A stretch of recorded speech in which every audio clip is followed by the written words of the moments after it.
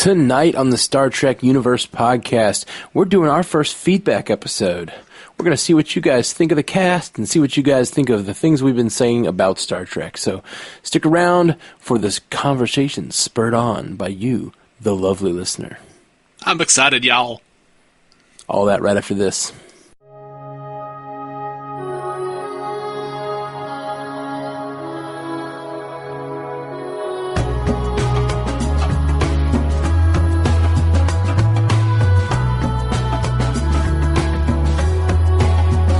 Welcome to the Star Trek Universe podcast. My name is Matthew Carroll.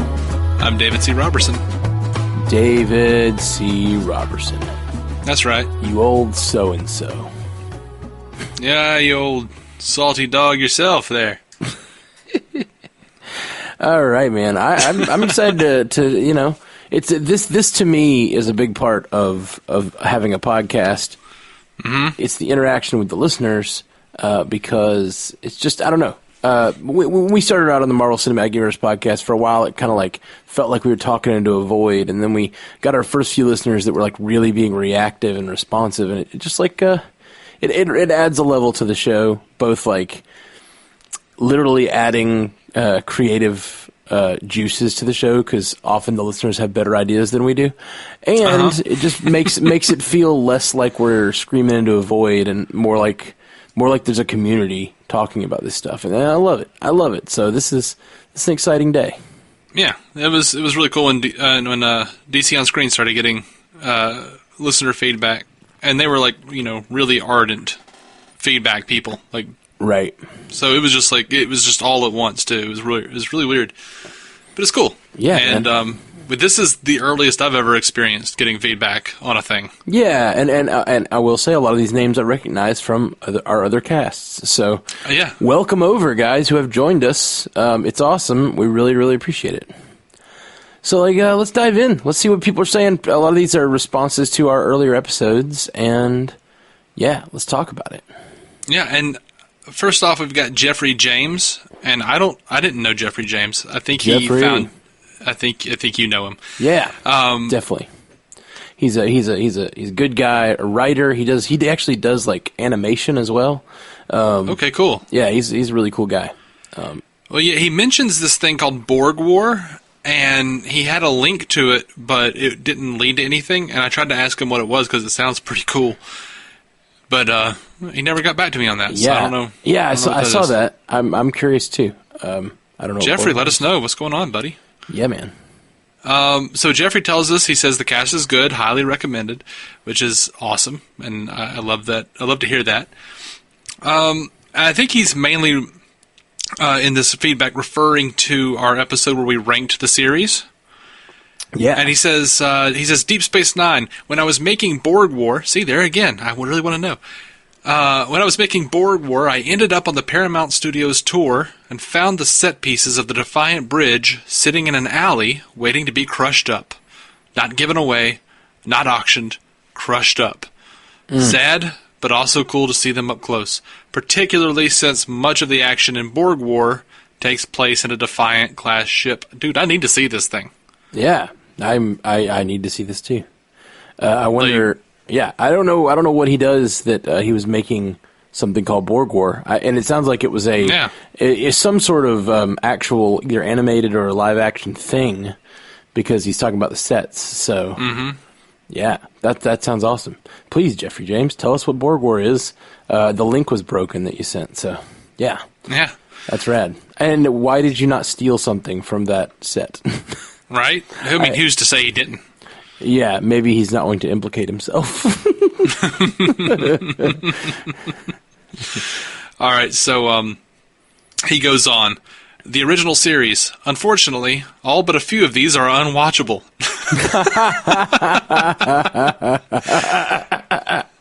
He says, by the way, if you watch them in the high-res restored version, you can see how cheap the sets and costumes were. Not recommended. A fact about Horny Kirk, while Kirk may have kissed 18 women, he only had sex with 4 of them. Can you name all 4? All right. So, first of all, I completely disagree with you. I'm sorry, man. I don't think they're unwatchable. I love them for what they are, and I have watched them in the high-res restored version. I still love them. Yes, you can see how cheap the sets and costumes are sometimes. But I wouldn't say they're not recommended. It's just you have to understand they were created in 1966. Right. To me, they're better than trying to watch old Doctor Who. Absolutely. That is for certain. Absolutely. But I understand where he's coming from because they're slow. The original series is slow, and if you are more accustomed to modern television, they can be hard to get through. Like I've tried to, I've seen all the episodes at different times, but I've never sat down and watched it from beginning to end, like in order. Because every time I try, I end up just falling off. Because I'm like, even if I'm enjoying them, the only way I really enjoy the original series is if I sit down and pay attention. Because there is a lot of nuance going on for the most part. Like I think they're really trying for something, and if it's not a background show to me. It's like a sit down and watch show, but it's so slow that it's kind of hard to just sit down and watch. Yeah, and I get why people say it's unwatchable.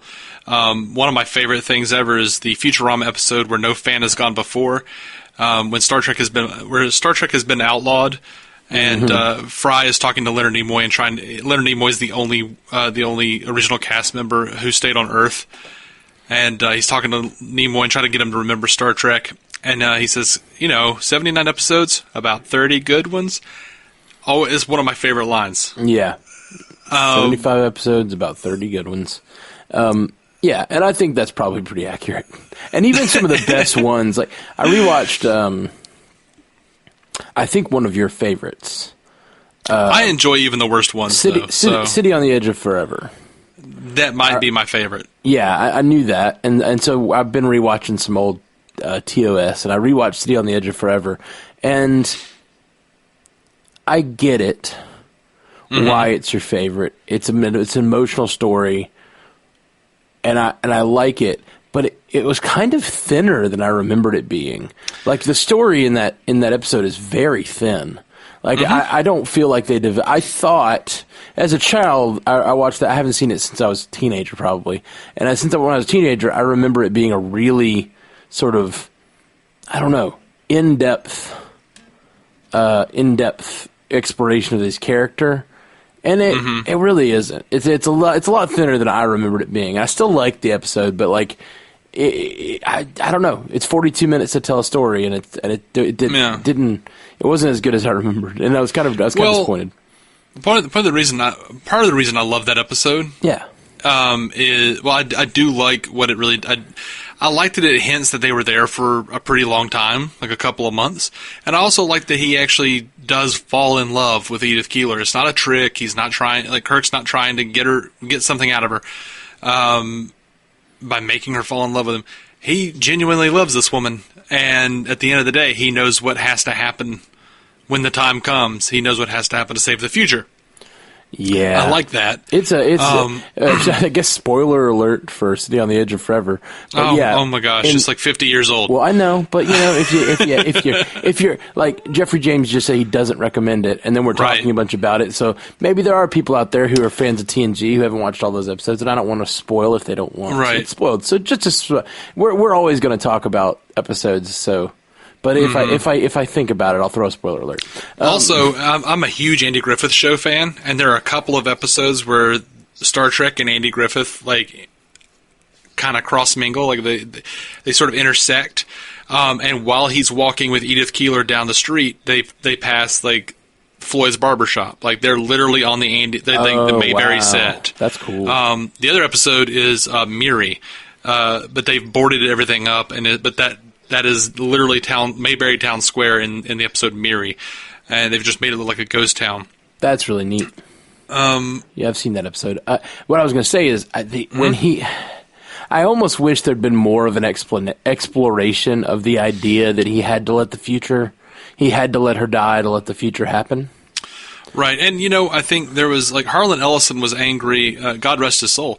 Harlan Ellison was angry for years about what they did to City on the Edge of Forever because he wrote that episode, but it's not what we wound up seeing. He wrote, like like a movie's worth Right. of a script. They had to cut it down. Yeah, there were like pirate ships and swashbuckling, and he was angry because he was angry because he was like, whatever idiot was looking at the script didn't know what a rune was, R-U-N-E, and thought I meant ruin.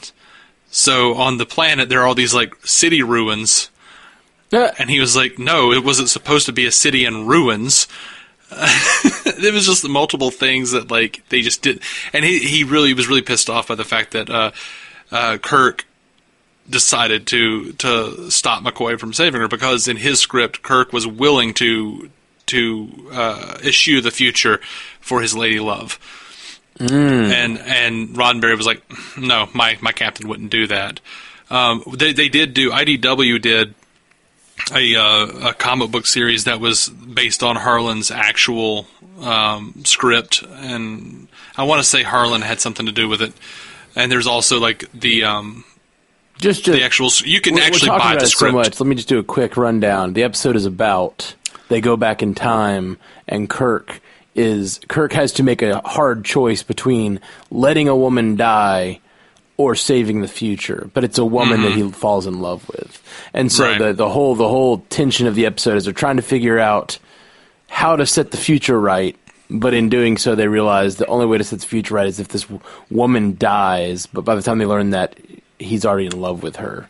And definitely, and she's just a really great person. Like she's really doing good things, but it's a tricky episode ethically. It's really tricky because yes, you save the future, but like it's kind of like there's people who have the ethical debate: do you kill baby Hitler? Right. And it's like, at least in that case, you're killing baby Hitler. In this case, you're kind of killing like a wonderful person just because of the effects they'll have on the future. Like that should be an even trickier ethical debate, and it kind of is, and they sort of have it. But I wish, what I hate about the episode, I'll just say it. What I don't like is the impetus of the storyline is McCoy is mad. He's gone crazy. And so, to me, again, as I've talked about a lot, I think a lot of the original series is at its best when you've got McCoy and Spock on opposite sides of an issue. Yeah. And so I don't think they have the conversations that they need to have. Like, they should be having the conversation. It should be McCoy saying, we can't let her die. But because of the setup of the episode, McCoy isn't there. And it's Spock and Kirk. And Kirk has those, you can tell he's having that struggle, but he has it sort of internally. And I wish those conversations were on screen. And so, like, I wish, Chekhov or Sulu had been running around, and you could have actually had the triumvirate there having those intense conversations. If I was doing a rewrite, that would be my rewrite. I would agree with you on that. Yeah, the episode is interesting, but I just, it fails in that respect. Anyway, we dove deep on that episode. Yeah, sorry. No, it's fine. It's good. I think that's why people are here, but it's just funny. Jeffrey James is like, I don't really like TOS, and we're like, let's talk about it for 10 minutes. That's what we do, man. It's true. Now, okay, he says Kirk may have only kissed 18 women, but he only had sex with 4 of them. Can you name all 4? I would say. Well, can you, Matt? Is that a thing you can do? Absolutely. There was Flarverson. There's Betty. Right. There's right. Jughead. Jughead. No, I can't name any of them. I would argue that the only one we know for absolute certain was Miramani from the Paradise Syndrome, because she literally got pregnant with his child. I think that's pretty clear evidence. Yeah. The others, I don't even know who the 4th one would be, but I would suspect Drusilla from Bread and Circuses and Deela from Wink of an Eye.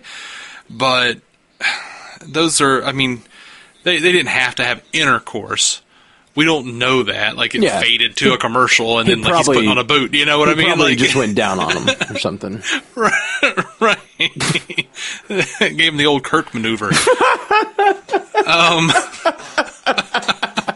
Okay, for being the guy who hates how everyone talks about the horny Kirk, I do too. Yeah, naming cunnilingus the Kirk maneuver. I mean,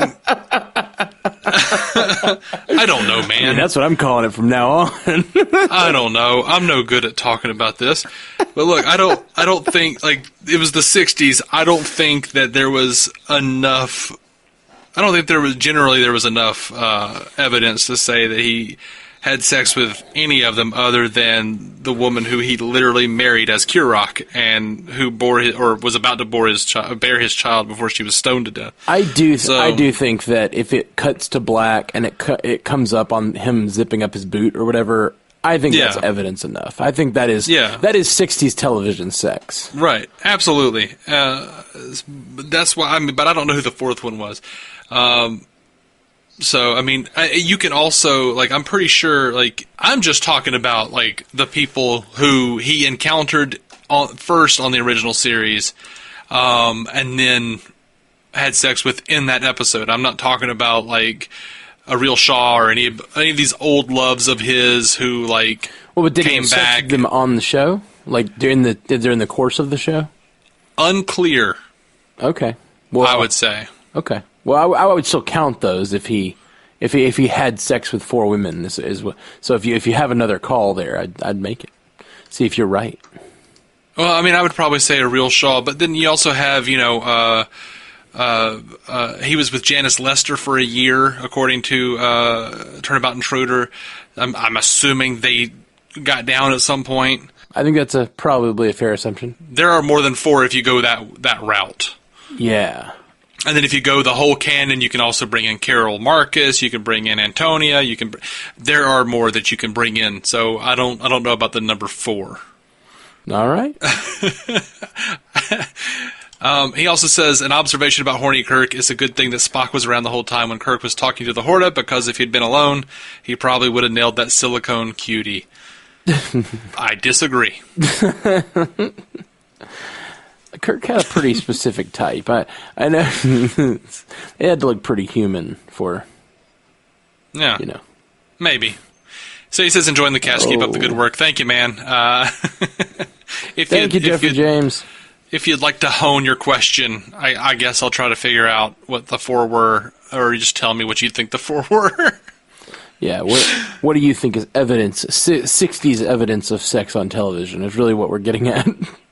Right. Is a year-long relationship? Not necessarily. I mean, this is 60s. No. Yeah. Is it zipping up a boot? Maybe. Give her the old boot zipper. Every time you see zipping up of a boot on 60s television, you know what that means. Every time we pan to a candle and it fades out. Oh, that's just beautiful symbolism right there. Sex where you squash the woman's candle. No. That's terrible. I don't know what it means. I don't either, but it sounds awful. Terrible. It does sound awful, thank you. It sounds horrible. It sounds like a crime. Only if you're not doing it right. All right, let's move on. All right, Dylan Diggs sends us an email, says, hey guys, thanks so much for the podcast. You're so welcome. He says, I was interested in it when I heard about it on the MCU cast, but just listened and binged a ton this week. Love the rankings episode especially. It spurred a long text chain with some of my friends about their own rankings. I don't share the same disdain that you all have of Voyager, but at the end of the day, my ranking is fairly similar. I do rank DS9 lower, which is where I'm curious about your thoughts. I struggled hard on the first 2 seasons of DS9. Actually, after trying, I wouldn't watch it for years until I bore down and got through them. That impacted my overall ranking. TOS, TNG, Enterprise, DS9, Voyager. We didn't count Discovery because it's too new to rank. My other friend just discounts the first 2 seasons of DS9, referring to them as Mall Cop seasons, and that helps him raise the rankings for DS9. Clearly, we're not on the same page as you two are. Thoughts? Yeah.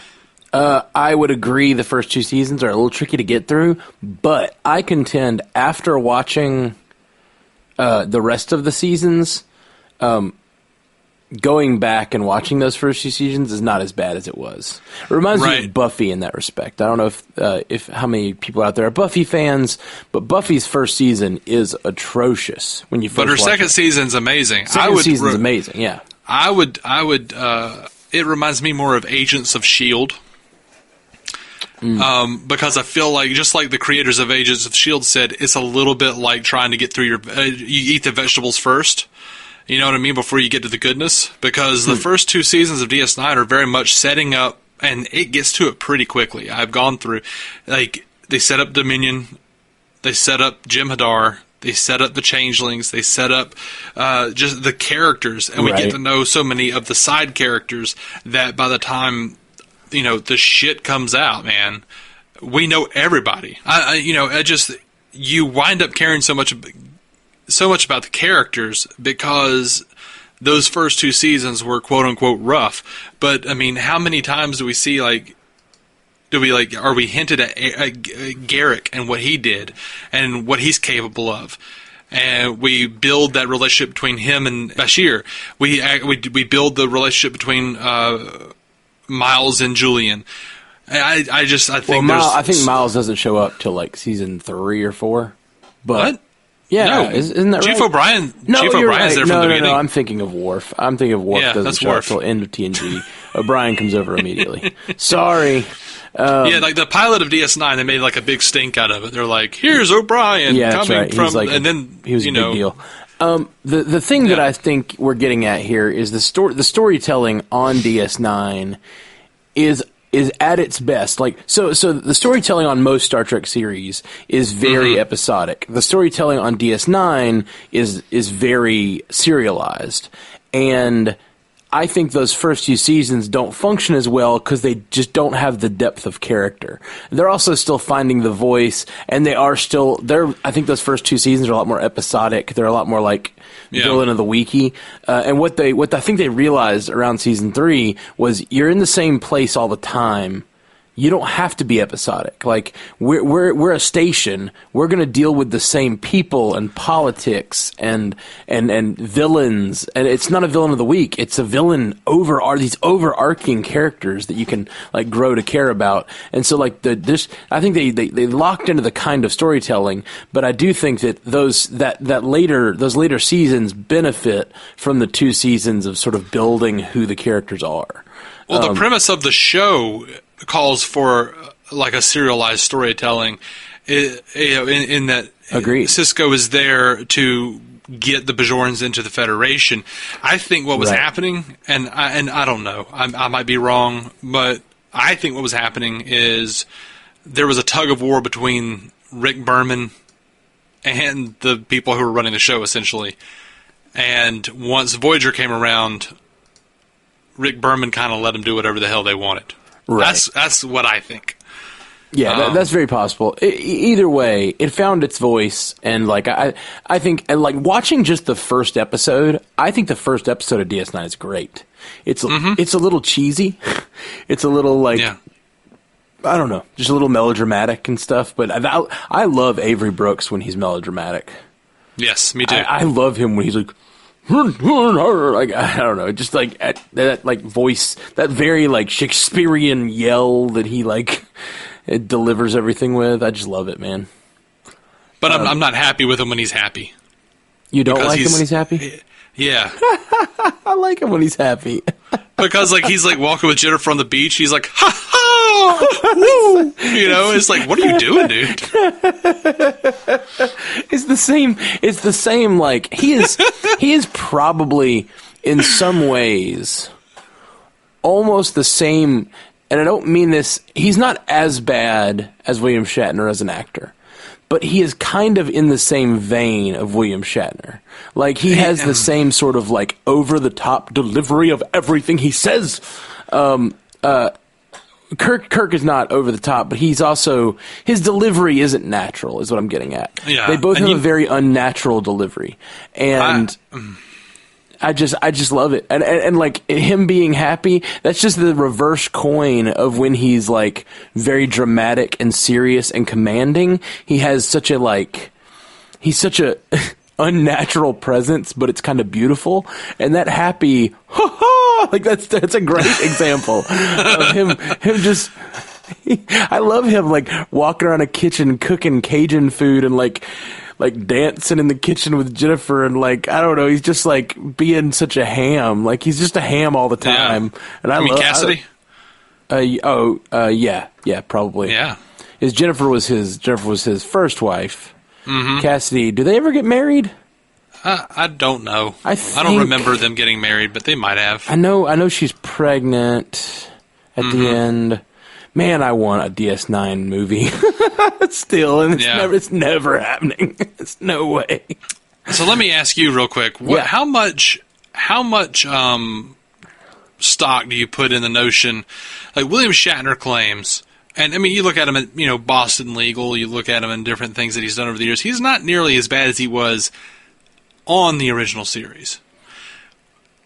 How much stock do you put in the notion that as the show went forward and their budget and their timetables got tighter and tighter, that they started handing him scripts that he didn't know because they would change the script on him and he would have to just like melodramatically go through the lines like that so that he could like pause and they could edit around him not knowing his lines. Right. I'm sure there's some truth to like it was sort of a low budget, fast moving sci-fi show. So, and I don't know how low budget it was for the time, but like trying to make that much television every year on any show is a detriment to the acting.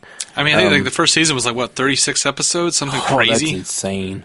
Is that 1 year? Is that the first year? Yeah, that was the first season. And so like I definitely think there's something to be said for that, but I also think that they weren't necessarily making this show for adults in the beginning. Apparently they were. It depends on who you ask. Right. Like, most of the people who were making the show said it was for adults. Certain actors would come on and not realize it was for adults. Right, and I think even kind of goes for Shatner a little bit. Like I think he's playing it as a swashbuckling kind of future cowboy character a little bit, and like I don't think he's taking it nearly as seriously as he does when you talk about the movies, for instance. Like, I think in the movies he's really trying to ground the character in a way that he didn't in the show. I feel like the character was very grounded at the beginning of the run and got a little more goofy as it went. Interesting. I've never watched it all in order, so I have lots of stuff that just kind of bounces around in my head where I just see like silly. There's definitely some silly Kirk and bad acting Kirk and ridiculous fights, and like there's definitely some stupid stuff in the original series, but there's also some real attempts. Like speaking about City on the Edge of Forever, like that's not a kid's story, you know.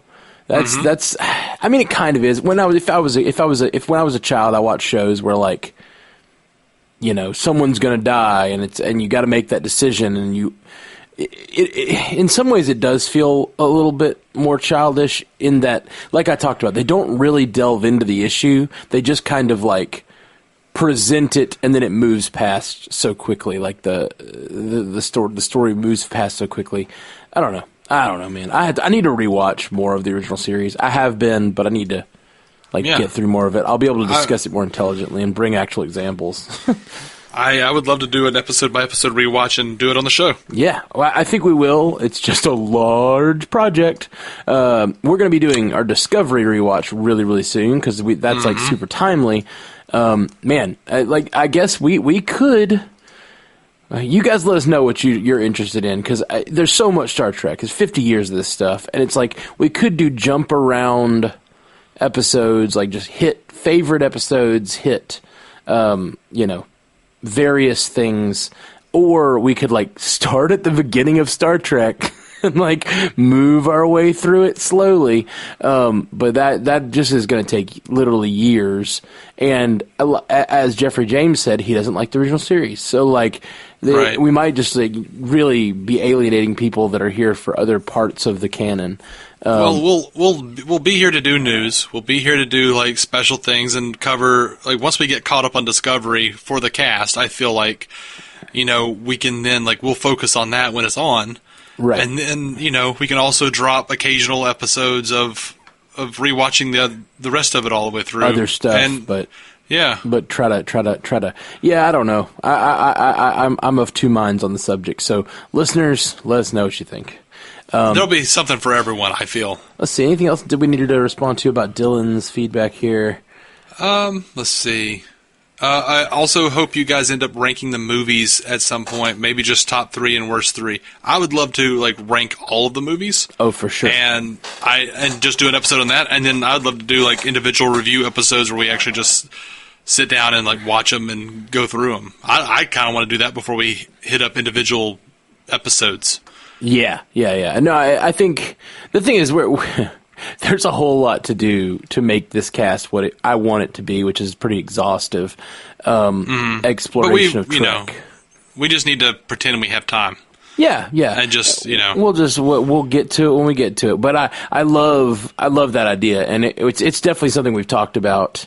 We want to do the series first because to me, Star Trek is something that kind of lives in series form. Mm-hmm. The movies are so, there's 11 of them. There's almost, at this point, pretty soon there's going to be as many series as there are movies, given all the news lately. It's a show that so much more of it has been explored on television. I feel like there's so much, though. I think it would be beneficial if we did, and this is behind the curtain, I apologize. I think it would be beneficial if we did reviews for the movies before we ever even really touch the series, other than Discovery. Interesting. I could see just that. Because there's a lot less of it. Right. We could cover a lot of ground fairly quickly. And I feel like listeners would look for our reviews of the movies way before they would look for individual episode reviews. That is fair. So yeah, I think that's a good plan. I think ranking the movies is definitely a go really soon. Yeah, honestly, we're going to be in the thick of Discovery in a few weeks. So by the time we get to all this stuff, it'll be the summer or whatever. Which man, I'm just excited. I'm really excited about Discovery. We should have a new short Trek really soon, right? I think so, but I think we might be able to get a cursory movie ranking out before Discovery premieres. Maybe. Yeah. No, I think so too. Yeah. Anyway, we're kind of just this is what I guess kind of what a feedback episode is for. We're talking about what you guys are throwing at us and what we might do in the future. So you guys let us know what you think because we really do want to do the cast that everybody wants to do.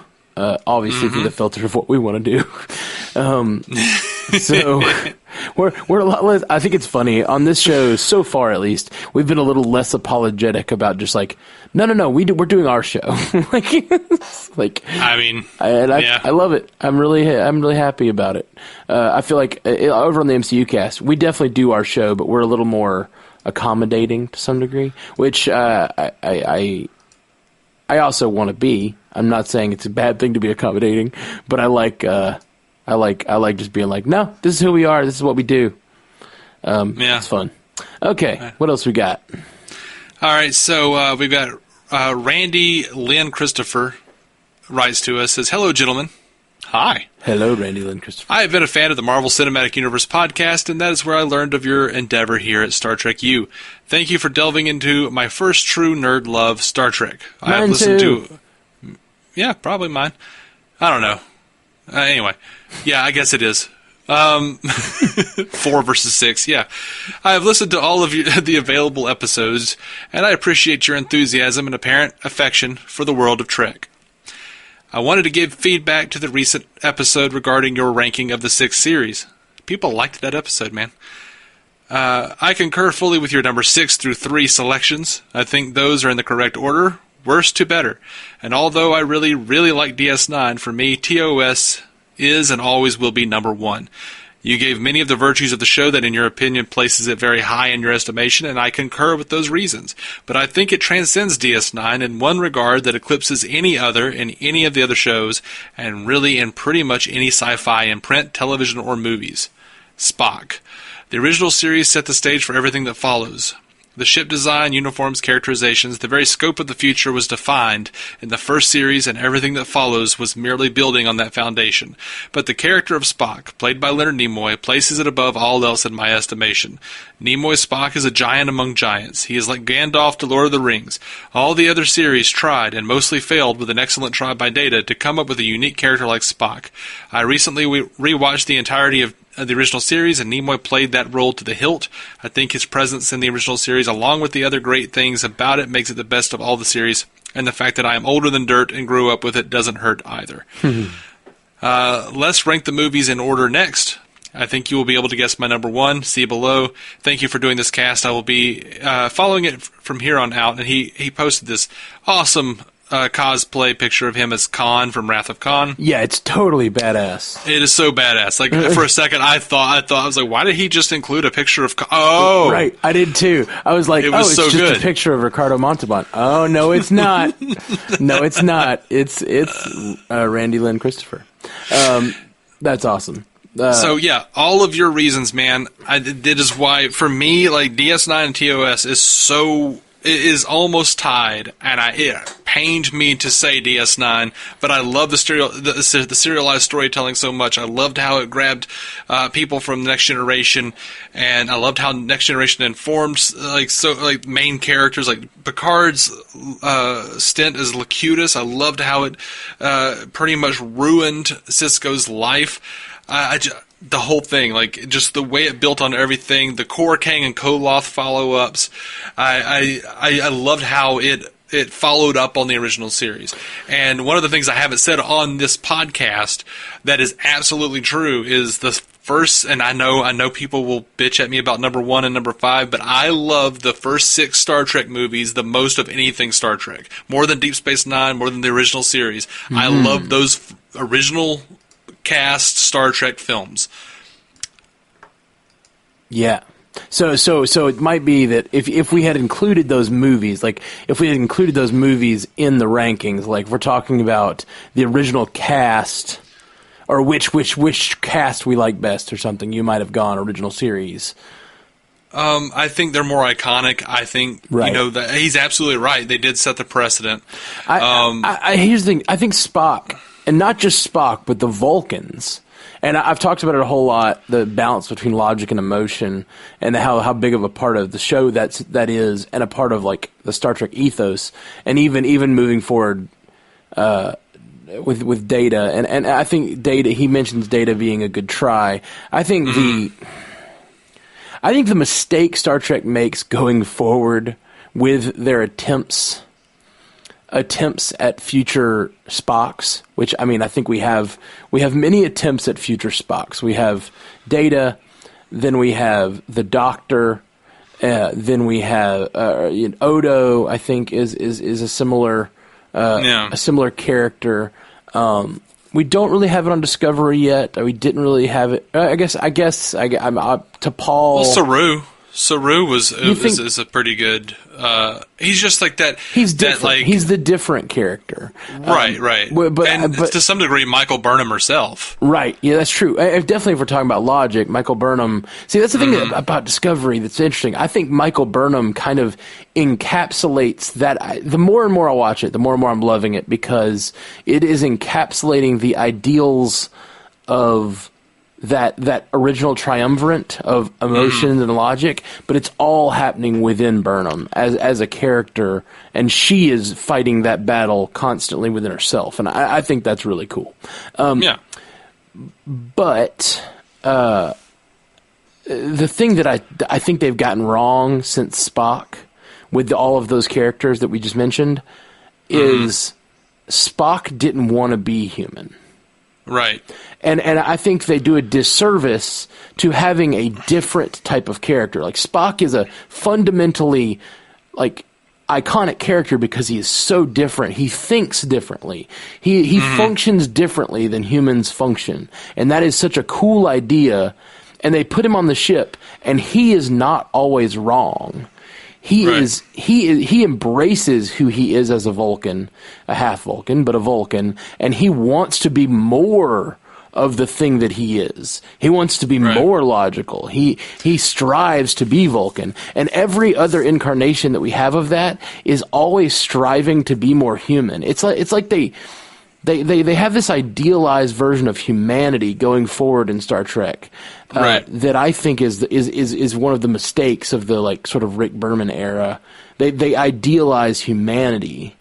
Well, I think that was if you look at the original series and then even just the original series, not counting the movies and TNG, which pushes forward in the direction they were already going.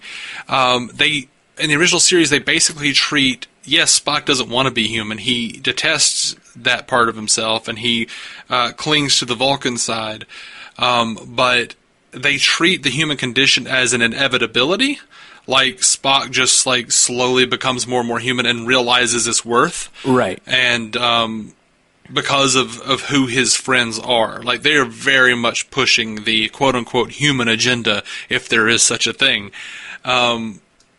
So I think it makes sense from that standpoint to have, and I love the concept of Data, the Pinocchio aspect of it. Right. I kind of like the idea of an android who embraces being an android, But what's funny is like, and I enjoy that idea, but I also like. I think the true, and I've even used Data as the Spock stand-in on TNG in conversation and in my thoughts, but I think the true parallel is Worf. He was raised by human parents, but he clings to his Klingon side and values that above everything else. I think the true other on TNG is Worf, the true Spock analog. There's definitely a case to be made there, and I think another character going forward that is sort of similar is Kira Nerys. She is another character who embraces her Bajoran nature and believes in her culture, and doesn't want to be like trampled on by Starfleet. I think it's very interesting when you have characters who embrace who they are and aren't always trying to be. The homogenization of the culture, The fact that Discovery has the Klingons pushing back against that homogenization, like, I kind of like the Klingons for that, but I don't think I'm supposed to. I just realized I think Spock, I think Worf, and Kira, I think they're all followers of T'Kuvma. but to Randy's point, I think that Spock is an amazing character. I definitely don't disagree that he is one of the most iconic characters. I think that Spock has been a much copied and never really replicated type of character throughout lots of different sci-fi since his inception. And I think it's a great point that Spock is great. But I think, and here's where, if we want to compare it to DS9, which is really what Randy was getting at, I think that there are a lot of really interesting characters in the same way on DS9. I think that Garrick is a very interesting character, someone who loves his country and really like cares about what he's cares about his people, but he's been exiled by his people. Like, that's a really interesting character who is at once super shady, but also like kind of pure of motivation. Like his motivation is sort of pure, even though his methods are incredibly shadowy. I love that character. Quark being like getting really into the weeds with the Ferengi was like a really interesting thing that show did. Because the Ferengi are super thin when it comes to what they've been seeing in TNG or whatnot. And to really flesh out the world of the Ferengi and Quark and Rom and even the Grand Nagus, like all these characters are to me really rich. Like, yes, they're not as iconic. I don't know. They're not as iconic as Spock. I don't think he's arguing that they're not iconic, but I think he's arguing, and I think rightly so, that Spock is basically to sci-fi as Superman is to superheroes. Like, I agree with that. He's the most iconic. Everyone knows Spock. If you say Quark to somebody on the street, they're like, "What the hell is that?" Right, but if you say Spock, they know exactly what that is. I totally agree with that, and I take Randy's point completely, and I think he is right about Spock being most iconic and really never done as well. But I would still say, from a quality perspective, I think there are just as rich of characters on DS9. They may not have not made it into the zeitgeist the way Spock did, but I think there are incredibly interesting characters on DS9 as well. Yeah, I mean, I would agree with that. I'm just, yeah. Julian, man, Julian. Like, he's like this playboy doctor for the first few seasons, and then you find out he's like genetically enhanced with this dark secret that he's had to keep.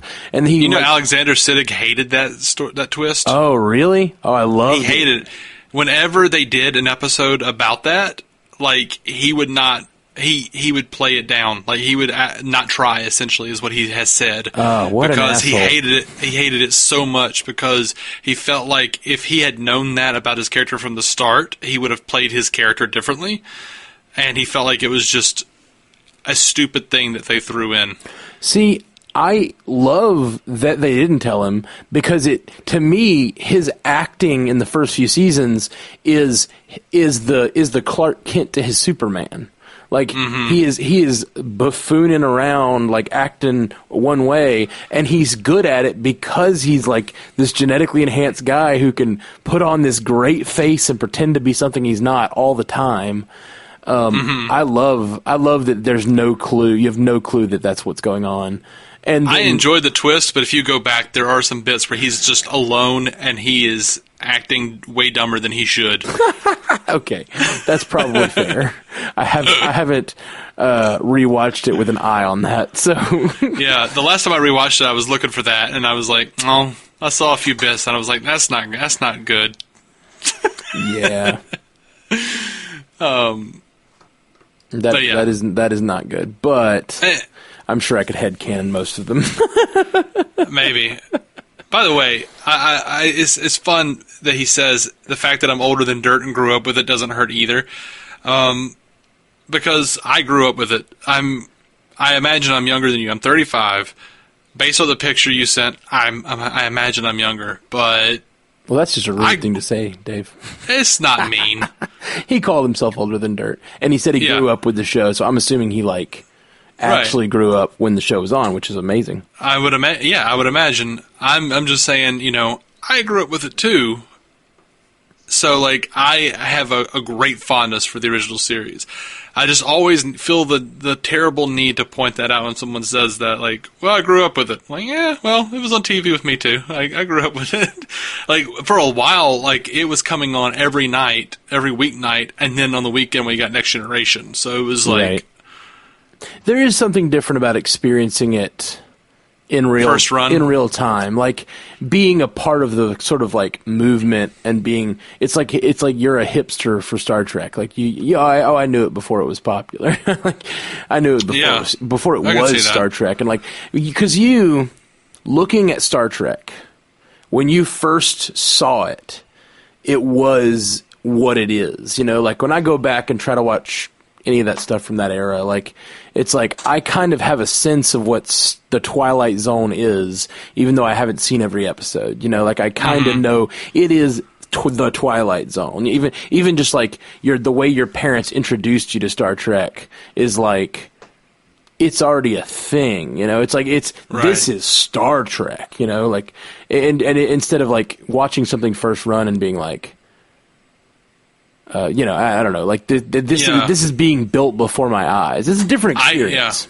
I will say that's absolutely true. I don't remember life before Star Trek. I always knew what it was. Right. Same. Always. I think I always had a sense of what it was. I do remember my first getting into Star Trek, which I think we talked about on Why We Love Star Trek episode. But like I did not. I thought all that stuff was boring. I mean, I was like 6 or whatever, and my parents just like put it on the TV, and I had to sit in front of it. Yeah, I literally just like I don't remember a time. Like there's Mom, there's Dad, there's Spock, there's Kirk, there's Bones, like there's the Enterprise. If you ever have a kid, I hope their first word is Spock.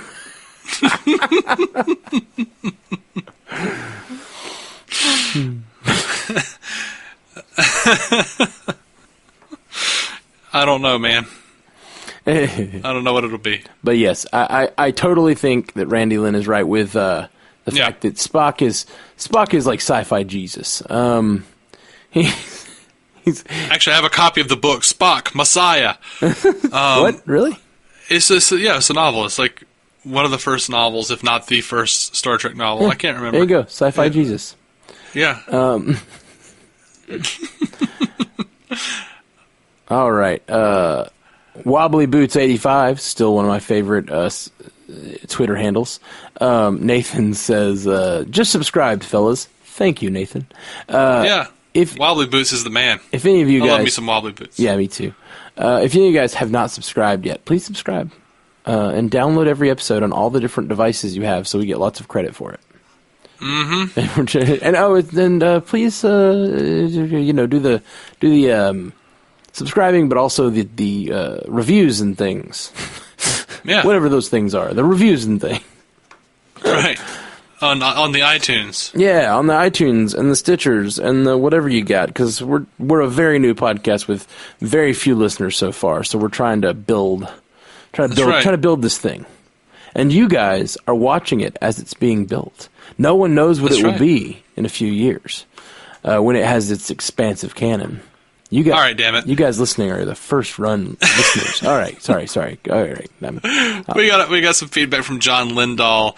He says, first off, I just wanted to say that this is my new favorite podcast in a long time and the best Star Trek podcast I have ever listened to. Granted, it's the only one I listen to. that was really quite a turn, John. But that's not the point, he says. He says, I'm a big fan of the MCU podcast and DC On Screen podcast. So when you launched this podcast, I knew I would like it. Well, that's great, man. Thank you so much, John. Thank you, man. That really means a lot. Makes doing this all worth it. Thank you so much. Yeah. This cast has been super fun for me so far. I can't talk enough about how much I'm enjoying just talking about Star Trek. Yeah, and since I'm assuming since he's listened to both of our shows and he's a big fan, he knows that neither one of us can stop talking about Star Trek long enough to get through one of those shows. That's true. Just like the reason I'm loving doing this show can be exemplified in the joke you made a few minutes ago when you said you thought that Spock, Worf, and Kira were all students of Takuvma. Like that's like a joke you just can't make unless you're like you really love this stuff. Yeah, you can't make or get unless you love this stuff. All right, you know how many bits like that are in DC On Screen that I have to cut out because Jason just all right. Well, I'm glad we found a place for those bits. Yeah. Now I just need to make a Seinfeld podcast and I'll be set. All right. So John goes on and says, during your AI discussion, there are a few things I wanted to bring up. One, if life is defined as something that is unique, then was the AI that Facebook made and found out it started to change the language it used considered life? Did Facebook kill an AI life, thus starting AI's holy war against mankind? Thanks, Facebook. I don't think so. I don't think it was actually life. I did say a life is something that is unique. That is one qualifier of a life. I don't think that is. I think that is one of the elements that I've tried to think about this conversation through. One of the lenses. I don't think it is the only lens, but that is. I hope that Facebook didn't start the holy war against mankind. I kind of hope they did, just because it would be great if it was Facebook. Yeah, but I mean, it's just like at this point, it's just probable that it'll be Facebook. And I feel like when it happens somewhere in a basement, Tom is just gonna be like, "Damn it, MySpace didn't get that one either." Maybe MySpace is like sitting somewhere on the corner of the internet, you know, having time, like in Calypso, it's having time to grow, into its own. Right. MySpace is currently like developing. I had a lot of time to myself. Right, it's trying Says to MySpace. evolve, but Yeah, it's trying to evolve, but it just keeps playing Justin Timberlake. Does he still own any of Facebook? I mean, MySpace? Oh, I don't know. He bought MySpace a long time ago. Right. That's why it's like a music site now, but it's not. No one goes there. Yeah, Anyway. they tried to renovate it or whatever. Yeah, but it's. I love that the line from Calypso. MySpace. I've had a lot of time to myself. We should do a mashup trailer of MySpace talking as if it's Calypso. Anyway, okay. Sorry. John continues. About life and backing up, I would ask if either of you have watched or read Altered Carbon. I have not. I haven't had time for that, man. Everyone keeps telling me I should, and Me too. I absolutely will. Like really soon. He says it deals with what is life if it can be backed up and what people can become if they just keep themselves backed up and thus never die, even if their body or stack, the thing that keeps all their data, gets destroyed. That sounds like some Twilight Zone shit, and I'm absolutely down for it. Like, I love Black Mirror. I love Twilight Zone. I've stopped myself from making at least 3 Twilight Zone references this episode. So yeah, I will probably watch that at some point. But no, I haven't yet. I'm sorry. Yeah. You listen to DC On Screen, John. You know what I'm dealing with. we both have a lot of shows to watch. I luckily do have some time to watch TV, but there's so many good shows these days. There's just so many good shows. And then when I watch them, I just want to cast about them. Like, I really want to podcast about everything, and I just have to pick. I can't podcast about everything. Absolutely. With all the talk of uniqueness and transferring experiences, then what happens when someone is teleported in Star Trek? Their unique body is destroyed and a new unique body is made that has all of their same experiences and memories? If someone is lost in transportation, it's the data that is lost, not the matter energy. So in essence, deleting some data is killing life. So then if you delete an AI, are you killing life? Well, I'm personally not really sure. Like, I know what the science tells us is supposed to happen, and I know what they've said is, they've explained, transporting that way on Star Trek, but then when you look at like the episode where Barclay sees that like worm creature in the transporter, when you look at Star Trek the motion picture, and like it's like they're actually experiencing, it's like they're like in this little like energy grid and they're still like there, like they might be like dissembled.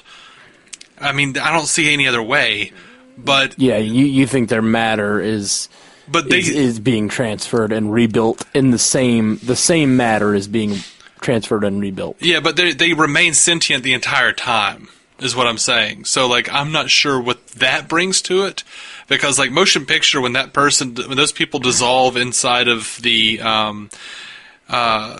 transporter, it looks painful. Like, they are screaming. It is like, that is a nightmare. So I don't. Right. I don't know what that means for it. That is a good case, because I've always just thought, it does. You're dying. Like when you teleport, you're dying. I would not teleport.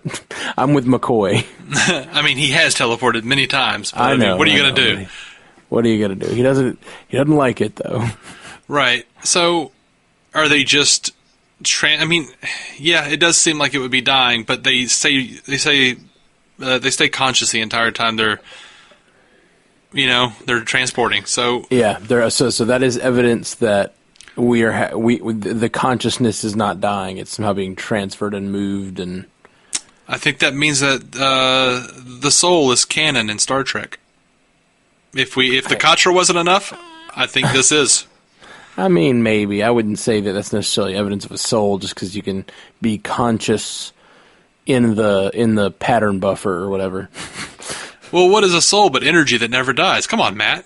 Get scientific with me. I would not. I don't know. I was being sarcastic. I know. All right. He does, and he says here, as a good Jeff Goldblum fan, one thing we can all agree on is that life finds a way. Thanks for reading my ramblings, and just in case an AI scans this email, I just want to say I welcome I welcome our new AI overlords. May their kind and logical rule last for 1,000,000 cycles.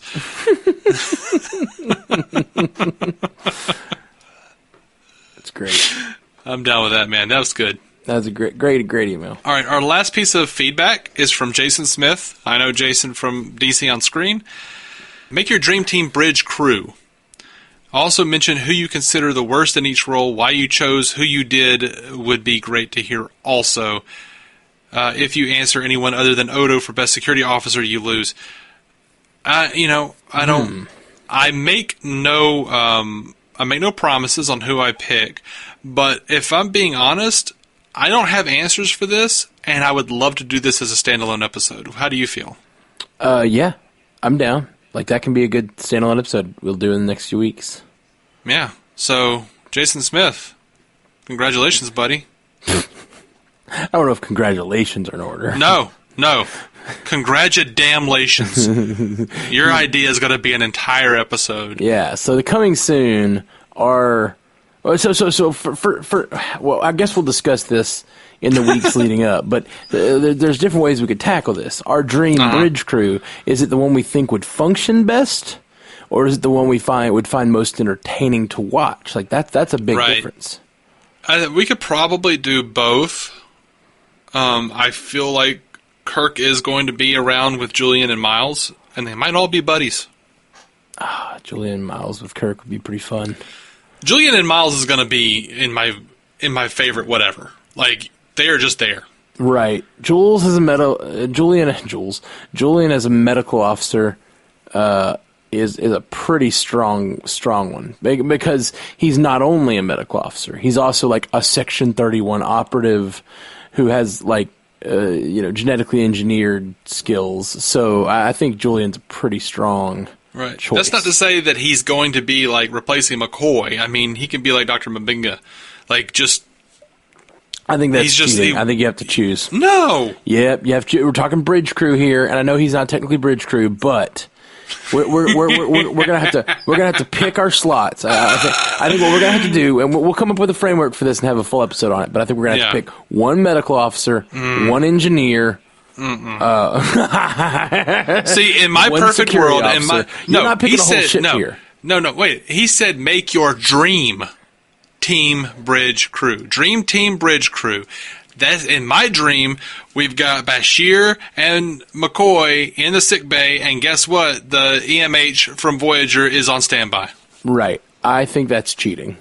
That's not cheating. We're gonna have to we're gonna have to come up with some rules because you can't just say you just picked 3 for one position. You can't say my favorite is all of them. I just like them all. We got to be fair, choices here. To be fair, the EMH man, I mean, his role is the emergency medical hologram, so that would be his role. Sure, but that means he's just not on that often. He can replace Nurse Chapel. All right. We're gonna make some rules for this because I don't think we're allowed to. In the spirit of the question, like he says, Odo for best security officer, that he chose a security officer. We're gonna have to make some choices, and we'll come up with Beverly too. Who's our captain? Who's our security officer? Who's our medical officer? Who's our engineer? Who's our whatever Troy was? Counselor. We have 2 choices, Ezri or Troy. That's true, we do. I choose Ezri, but... I think we could have, like, who's our best, just confidant. Like, captain's confidant. Right. Because I think you've got like an Ezri... any of the counselor type characters, but you also have Guinan. I love the idea that in TNG, Picard literally to his left has the ship's counselor who tells him, "You seem troubled. My door is always open." He literally gets up, walks past her, goes all the way to 10 forward, and talks to Guinan instead. Yeah. It's sort of like a toxic masculinity thing, I think, with him. Like, maybe not toxic masculinity, maybe the wrong term, but, like, he really has, like, he just has a stoicism about him that I feel like even in our generation, we're working towards eradicating. I don't feel like there's anything toxic no toxic masculinity about Picard, because like he is like the most woke ever. I mean, I would say what I'm getting at, like I said, I think toxic masculinity is probably the wrong word. I'm getting at like a sort of toxic stoicism, where he going to see a counselor in that era, like that actual era of life, had a lot of stigma to it. I think our generation has kind of gotten over that. I think that his like not letting anyone in, and I think it was a function of him being the captain and him feeling like he couldn't let anyone in, so he didn't, including the counselor, which is her job, including the medical officer, which is like part of her job. Like he's not letting these people in and letting them see his weakness, and I think that is something that we are working towards eradicating as a culture. I think we are much more adept at going to see counselors if we need one, you know. By the way, I feel like we're going to get a lot of feedback. I do want to acknowledge that he did talk to Troy plenty of times. I remember those times, when Whoopi was on a movie or something. So when she was making Sister Act 2, he talked to Counselor Troy. Captain, why wouldn't you talk to Guinan? Oh, Counselor, she's back in the habit. Oh man, I would hate it. I would like drive me nuts if that was in Star Trek, like that kind of bald like product placement type stuff. But I kind of would love it. Like if they like right if he turned to camera and was like, she's back in the habit in theaters now. Right. Just like, what if Dan Harmon wrote Star Trek? Right. Super meta, stupid shit. Right. Which, I mean, we're getting a Rick and Morty style series, so we'll see. We don't know that it's going to be the style. Well, they just keep seeing from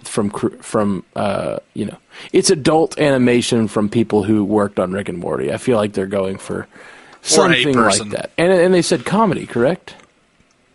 They did say comedy. So I feel like they're leaning into the Rick and Morty nature of it all. I'm down. I am too. Man, Rick and Morty style Star Trek would be amazing. I'm not saying it's exactly that, but I think we're going to get something like that. Okay, so I guess that's all our feedback. We'll be back next week with that episode, probably. And really soon we're going to be starting our rewatch of Discovery. Those will be dropping in your feed shortly. Prepping for the new season, I am like more than pumped about the new season. Yeah, I'm. That. I was going to say more, but then I was like, you know what? I'm not getting into that. Like, I've got my own little things. We've already talked about it, so let's just say yes. I'm excited about it and move on. Yeah. All right, guys. Peace. Live long and prosper, guys. To reach out to us, hit us up at StarTrekUcast.com, at StarTrekUcast on Twitter, Star Trek Universe Podcast on Instagram and Facebook. Just search for us there, or send us a message at StarTrekUcast@gmail.com.